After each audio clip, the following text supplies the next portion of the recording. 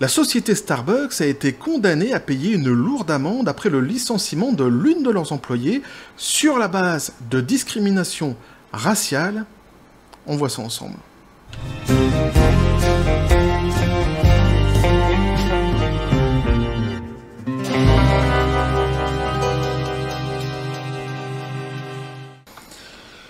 Moi, c'est un sujet qui m'a été suggéré par L400 et Sarah.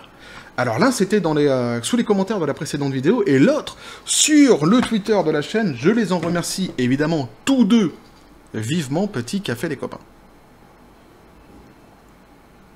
Et vous aurez reconnu l'utilisation parfaite de l'accent japonais, et oui, à ne pas confondre avec l'accent péruvien, qui se ressemblent.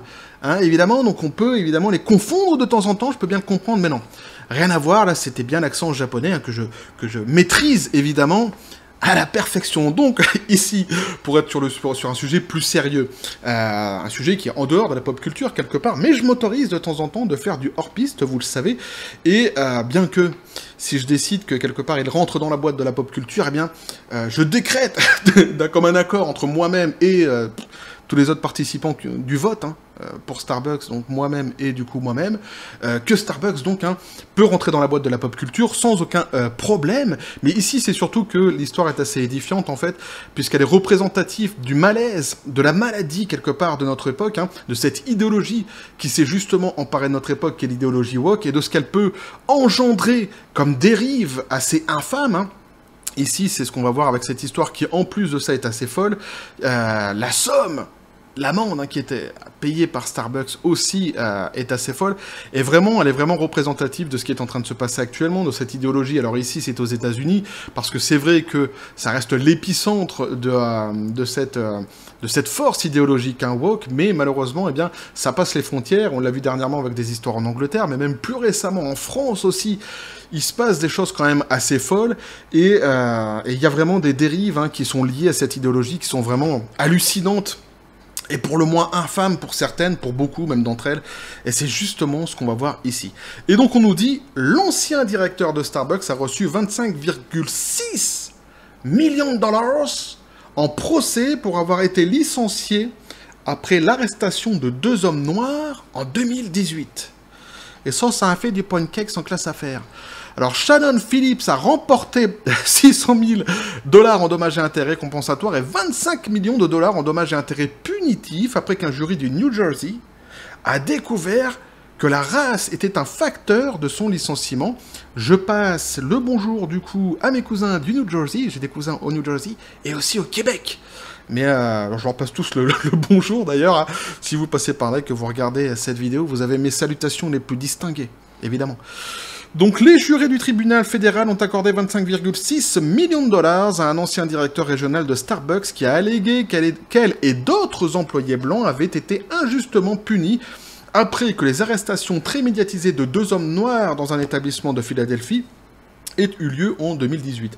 Donc, vous l'aurez compris, non seulement donc cette dame s'est fait donc lourder, pour le dire plus de manière plus correcte, elle s'était fait donc licencier, mais elle n'était pas la seule. D'autres employés se sont fait aussi licencier après par cette espèce d'épuration ethnique, hein, qu'a entrepris Starbucks, et évidemment ils étaient tous blancs. Alors, selon Shannon Phillips, Shannon Phillips a remporté 600 000 $ en dommages et intérêts compensatoires et 25 millions de dollars en dommages et intérêts punitifs lundi après qu'un jury de New Jersey ait conclu que la race était un facteur déterminant dans le licenciement de Phillips en violation des lois fédérales et étatiques anti-discrimination, rapporte Law 360. Law 360, la loi. En anglais, évidemment, pas le liquide, pas l'eau. Quoi que ça aurait pu, hein. On est dans le Starbucks, donc pourquoi pas, quoi, une marque de boisson. L'eau 360, une eau qui fait du bien à boire. En avril 2018, un gérant de magasin de Philadelphie a appelé la police au sujet de 2 hommes noirs qui étaient assis dans le café sans rien commander. Phillips, alors directrice régionale des opérations à Philadelphie, dans le sud de New Jersey, et ailleurs, n'a pas été impliquée dans des arrestations, mais a perdu son emploi moins de 1 mois plus tard, après s'être opposé à ce qu'un autre directeur blanc soit mis en congé au milieu du tumulte selon son procès. Donc vous aurez bien compris qu'elle, en fait, elle était directrice régional, hein, c'est ça, c'est ce qu'ils nous disent ici. Donc elle n'était pas du tout manager de ce fameux Starbucks quelque part, donc elle n'était pas du tout en fait à la gestion, aux manettes de ce qui s'est passé ce jour-là, mais elle s'est faite licencier parce qu'elle a tenté de protéger un directeur blanc qui lui aussi devait être normalement licencié à cause de cette fameuse histoire. Espèce d'effet domino racial, quelque part. Alors, la raison pour laquelle... Ah ouais, c'est dégueulasse, hein. Ah ouais, c'est abject. Moi, je le dis avec le sourire. Hein. Tu vois, je le fais, j'essaie de le faire avec le plus de légèreté possible. Mais dans le fond, réellement, c'est vraiment abject comme histoire. C'est un truc de fou, en réalité. Hein. Alors, la raison pour laquelle l'entreprise a suspendu le directeur de district, qui n'était pas responsable du magasin où les arrestations ont eu lieu, était une allégation selon lesquelles les directeurs de magasins noirs étaient moins payés que les directeurs blonds selon le procès. Donc, eux... Ils sont quand même balèzes, les mecs. Ils sont arrivés, et ils se sont dit que ça allait marcher. C'est presque ça, le pire, quoi. Les avocats de Starbucks se sont arrivés en disant « Non, mais en fait, on l'a licencié, c'est pas pour ça. Est-ce que vous savez que les directeurs noirs, dans notre entreprise à nous, sont moins payés que les directeurs blancs? C'est un scandale. C'est pour ça qu'on l'a licencié. » Mais ça a quoi à voir avec l'histoire? Bah... Non, mais alors, est-ce que vous savez que... Oh, justement, alors... Et donc, à partir... Évidemment, ça n'a absolument rien à voir avec l'histoire, et donc, Philips a déclaré que cet argument n'avait aucun sens, puisque les directeurs de district, en plus, n'avaient aucune influence sur les salaires des employés. Mais en plus de ça, en réalité, c'est complètement ubuesque, quoi. C'est essayer de trouver des arguments à la con pour expliquer le licenciement. Et évidemment, ça n'a pas fonctionné auprès de la cour. C'est bien de vouloir prendre les gens pour des cons, mais il faut pas les prendre que pour des cons. Ah ouais, évidemment. Le procès alléguait que Starbucks prenait plutôt des mesures pour punir les employés blancs qui travaillaient dans la région, dans le but de convaincre la communauté qu'elle avait correctement répondu à l'incident. Tout ça, c'est mis entre guillemets, parce qu'en fait, c'est ce qui a été donc prononcé pendant le procès. Donc, ils ont fait tout cela, en fait, pour punir donc les employés blancs, ceci donc est mis entre guillemets, et puis derrière, aussi entre guillemets, on nous dit, dans le but de convaincre la communauté qu'elle avait correctement répondu à l'incident. Et c'est pour ça que je vous disais que c'est tellement révélateur, en réalité, des dérives idéologiques qu'on peut voir actuellement dans notre époque. C'est-à-dire que, par une espèce de crainte, de peur, de soumission, eh bien, ils sont arrivés à des extrêmes qui sont ici, donc, évidemment, et fort heureusement, j'ai presque envie de dire, condamnés par la loi. Il faut rappeler, d'ailleurs, que toute forme de racisme, évidemment, est à condamner. Peu importe, quelque part, je pourrais dire, la couleur de peau de la personne, d'ailleurs, qui fait les frais de ce racisme-là, dans tous les cas, il faut que ce soit condamné. C'est une évidence. Alors, lors des plaidoiries de la clôture vendredi, l'avocate de Philips, Laura Mattiacci, a déclaré aux jurés que la société recherchait un agneau sacrificiel, là, une fois de plus, donc c'est mis entre guillemets, elle fait un lien, sans doute, avec la religion, ou avec autre chose, peu importe ses connaissances et sa culture, et on s'en fout. Alors, pour calmer l'indignation et montrer qu'elle agissait, a rapporté donc un lot 360. Donc, c'est évidemment ça, c'est tout simplement uniquement pour se mettre quelque part à genoux et montrer qu'ils font quelque chose, on fait quelque chose, vous inquiétez pas, on vire tous les blancs. Ah, comme ça, c'est fait. Ne nous embêtez plus, on nous a tous dégagés. Bon, on a dit des conneries, on a dit qu'ils étaient plus payés que d'autres, il manquait de leadership. On a trouvé plein d'excuses, ne vous inquiétez pas, ils sont plus là. Alors, choisir un employé noir dans un tel but leur aurait explosé au visage, a-t-elle déclaré. Starbucks a nié les allégations de Philips, affirmant que la société avait besoin de quelqu'un ayant des antécédents de force et de résolution pendant une crise et l'a remplacé par un directeur régional qui avait une telle expérience, y compris la navigation après les attentats du marathon de Boston en 2013, a rapporté l'O 360. Donc ils essaient vraiment de trouver à peu près tout et n'importe quoi pour expliquer ce qu'ils ont fait. Le souci, c'est qu'en réalité, là, ils s'attardent surtout sur elle, parce que c'est elle qui va les faire payer. Mais comment expliquer, en fait, la vague de licenciements qu'il y a eu derrière, et tous les autres qui se sont fait licencier? C'est quand même assez fou, cette histoire. Un dirigeant, donc, en temps de paix, est très différent d'un dirigeant en temps de guerre, a déclaré l'avocat de Starbucks, Richard Harris. Ah, ils sont forts, Lors de ses plaidoiries, a rapporté l'O 300... Mais moi, je le vois bien, en plus. C'est le mec qui arrivait comme ça, je sais pas comment il s'appelle, déjà, Richard Harris. Tu vois, le mec qui arrive avec... à l'américaine, justement, tu sais, devant les jurés. Un dirigeant en temps de paix est très différent d'un dirigeant en temps de guerre. Tu vois, l'espèce de côté théâtral à 2 balles, finalement, hein, qu'on peut retirer de cette phrase qui, évidemment, n'a pas fait mouche. Lors de ces plaidoiries, donc, a rapporté donc, un lot 360, toujours la loi et toujours pas l'eau, le liquide. Alors, c'était une période mouvementée. Starbucks avait besoin de quelqu'un pour faire preuve de force et de résolution. L'avocat de Phillips, cependant, a cité le témoignage antérieur d'un directeur du district noir qui était responsable du magasin où les arrestations ont eu lieu, qui a décrit Phillips comme une personne aimée de ses pairs et a travaillé 24 heures sur 24 après les arrestations. Phillips a fondu en larmes et a étreint l'un de ses avocats après la lecture du verdict, a rapporté l'O 360. Dans un email, Mattiacci a confirmé le montant de l'indemnité et a déclaré que le juge envisagerait d'accorder des arriérés de salaires et des salaires futurs, donc c'est pas fini, ils ont pas fini de payer, hein, ainsi que des honoraires d'avocats. Mattiacci a déclaré à New Jersey Law Journal qu'elle demanderait environ 3 millions de dollars pour perte de salaire et environ 1 million de dollars pour sa demande d'honoraires. Starbucks a refusé de commenter mardi. Tu m'étonnes. Mais mercredi aussi, hein, de toute façon, ils n'ont pas voulu non plus. Lors de l'incident d'avril 2018, Rashon Nelson et Dante Robinson ont été arrêtés. Alors là, ils reviennent un petit peu sur les faits, sur ce qui s'est passé exactement ce jour-là dans le café, et c'est quand même assez fou, toute cette histoire, en fait, tout ce qui s'est passé derrière, cette espèce d'effet boule de neige qu'a eu toute cette histoire, quand on va évidemment lire ici les faits, justement. Alors, lors de l'incident d'avril 2018, Rashon Nelson et Dante Robinson ont été arrêtés dans un café Starbucks près de Tony Whitehouse Square à Philadelphie, peu de temps après que le directeur a appelé la police pour signaler que 2 hommes refusaient de faire un achat ou de quitter les lieux. Ils ont ensuite été libérés sans inculpation. Alors, pour être un petit peu plus complet sur l'histoire, eux, en fait, ne voulaient pas, évidemment, quitter l'établissement. Ils alléguaient qu'ils attendaient quelqu'un pour un rendez-vous, quelqu'un qui n'est évidemment jamais venu. Ils avaient en plus voulu, à côté, utiliser les toilettes.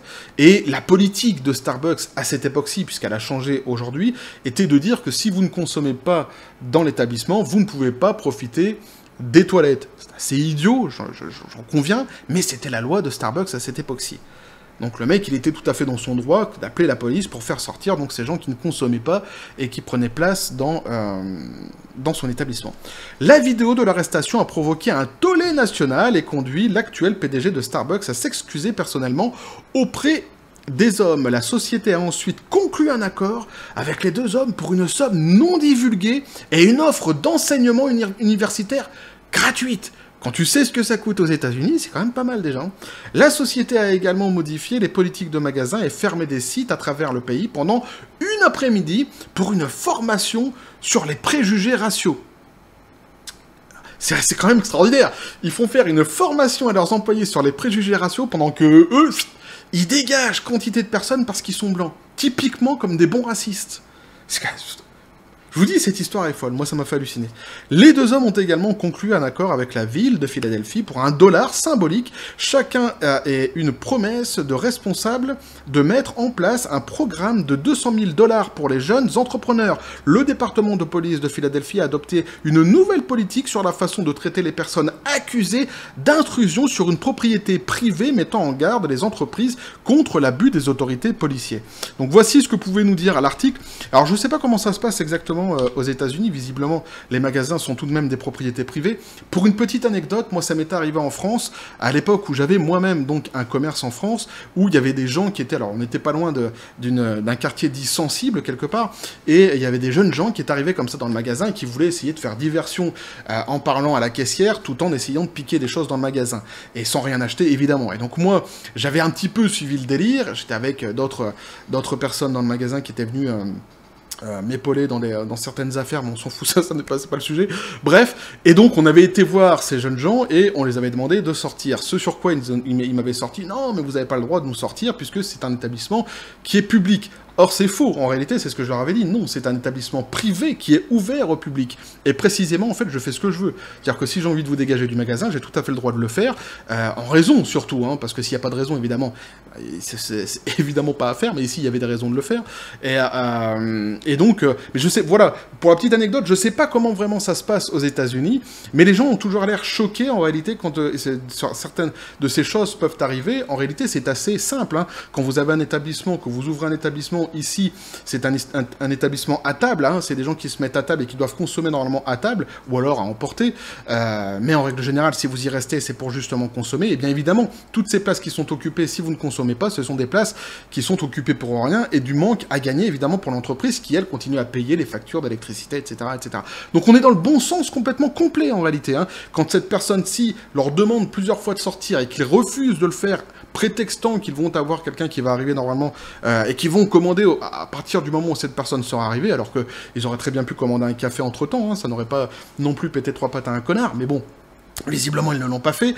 Mais donc, il n'y a rien d'exceptionnel à ce que quelqu'un dise, bah écoutez, non, à un moment donné, on vous a demandé 1 fois, 2 fois, 3 fois, vous n'avez pas resté dans l'établissement si vous ne consommez pas. Mais ça a pris une ampleur extraordinaire, déjà, rien que ça.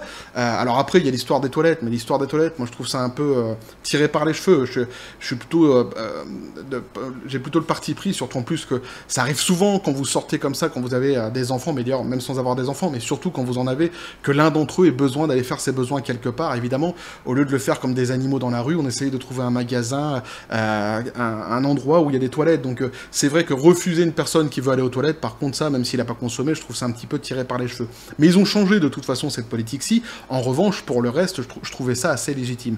Mais ce qui va se passer derrière est complètement dingue. La machine qui va se mettre en place derrière par Starbucks est complètement dingue. Il va y avoir une vague de licenciements donc sur des personnes uniquement sur le fait qu'ils soient blancs. Ici, elle gagne une somme folle, hein. On parle de plus de 25 millions, mais elle aura sans doute plus à la fin, une fois que son avocat aura fini de compresser le dossier et de faire son travail. Mais évidemment, ça montre très bien, en fait, ces dérives idéologiques, hein, qui se sont emparées de notre époque. Et évidemment, on est dans le racisme complet. Ici, on est même dans une espèce d'épuration ethnique, hein, au sein de l'entreprise. C'est complètement dingue, en fait. C'est complètement fou. Et quand vous voyez qu'à côté, en plus de ça, ils font une espèce d'après-midi pour enseigner à leurs employés de comment bien se comporter selon les préjugés, alors que eux font ça à côté, enfin plutôt contre les préjugés, alors que eux font ça à côté, évidemment on est dans le foutage de gueule le plus complet. Qu'il y ait des réunions qui soient faites dans les entreprises pour expliquer aux gens qu'il ne faut pas être raciste, ça c'est tout à fait normal, et je ne le remets pas en question du tout, hein, comprenez-moi bien. Ce que je dis juste, c'est que pendant que tu fais ça, que tu demandes à tes employés d'apprendre cela, ne fais pas à côté, toi-même, qui est justement PDG, dirigeant de cette même entreprise, une espèce d'épuration ethnique sur une base de couleur et de race. Alors, c'est un sujet qui est complètement dingue. Moi, alors, vous savez très bien, je l'ai déjà dit sur la chaîne, que j'ai beaucoup de mal à parler justement, à employer ces mots qui sont des mots typiquement américains, hein, le mot de la race et tout ça, eux, ils n'ont aucun complexe à en parler. Nous, pour nous, Européens et Français, c'est un petit peu plus compliqué, effectivement, et surtout pour ceux de mon époque, puisqu'on nous avait appris à l'époque, et je tiens justement à cette philosophie qui m'est chère, de dire qu'il n'y a qu'une seule race sur Terre, qui est la race humaine, et que les couleurs, normalement, ne devraient pas intervenir dans toutes les questions, d'ailleurs. Il n'y a pas de dans, c'est dans toutes les questions, d'ailleurs. Donc voilà, quoi. Donc c'est assez dingue, c'est assez fou, je trouve ça évidemment infâme, dégueulasse, et c'est hyper représentatif, surtout, de notre époque. Donc petit hors-piste, hein, que je me suis autorisé ici pour vous parler de cette histoire de Starbucks, que je trouve assez fou, et on peut dire quand même que c'est assez bien, du coup, que l'entreprise est à payer si cher, parce que c'est bien de frapper fort quelque part, et surtout que la justice est tranchée en faveur de cette personne qui avait été effectivement et évidemment discriminés. Et c'est ça en fait, hein, toujours cette histoire de vouloir, là ils étaient pour eux dans leur tête sans doute, hein, se sont-ils dit qu'ils étaient dans une espèce de discrimination positive, pour faire plaisir, comme ils l'ont dit, à une certaine communauté. Et on se rend bien compte qu'en réalité, il n'y a pas de discrimination positive ou négative, il n'existe que la discrimination, il y a toujours des gens qui payent les pots cassés derrière. C'est systématique. Donc c'est pour ça que je dis que cette idéologie woke, et on le voit encore une fois ici, c'est une idéologie de raciste, et qu'il faut combattre évidemment. Alors malheureusement, elle n'a pas que ça. hein, comme thème qui lui est cher à cette idéologie, hein, même si certains font semblant encore jusqu'à aujourd'hui, et surtout en France, de dire « Ouais, mais c'est un petit peu un mot fourre-tout ». Non, c'est pas un mot fourre-tout, c'est un mot qui est très très bien défini par tout le monde, dans le monde entier. Le wokisme, ça comporte plusieurs branches, et quasiment la totalité des branches que cette idéologie comporte, eh bien, sur la quasi-totalité, il y a des dérives, et des dérives qui sont très graves et qui sont systématiquement à chaque fois à combattre. On l'a vu dernièrement en France avec ce qui a pu se passer dans certaines informations, notamment à Lyon, pour ceux évidemment qui ont suivi ce qui s'est passé, qui est quand même assez fou et assez dégueulasse. Je vais pas revenir là-dessus, sinon je vais mélanger les sujets, et c'est pas le but. Je voulais me concentrer sur ça et mettre en exergue évidemment les dérives idéologiques et racistes de cette idéologie woke. Bref, voilà ce que je peux vous dire là-dessus les copains. N'hésitez pas à me dire ce que vous en pensez dans les commentaires, à vous abonner si le contenu vous a plu, activer la petite cloche pour les prochaines notifications, les prochaines vidéos qui vont arriver, à balancer un like, à partager la vidéo. Vous avez mon Twitter et mon Facebook qui sont dans la description des vidéos, n'hésitez pas à venir et à basculer du côté de la force absurde des réseaux sociaux, bientôt le Discord. Eh ouais. Sur ce les copains, je vous dis à la John Spartan comme toujours, et félicité. Et je travaille activement sur le Discord, toujours, hein, mais je mets du temps. En même temps, je vous assure que c'est vraiment quelque chose que je ne connaissais absolument pas à la base, et que j'essaie de faire quelque chose de bien aussi, mais ça devrait arriver dans les jours à venir. Bref, et que la force soit avec vous.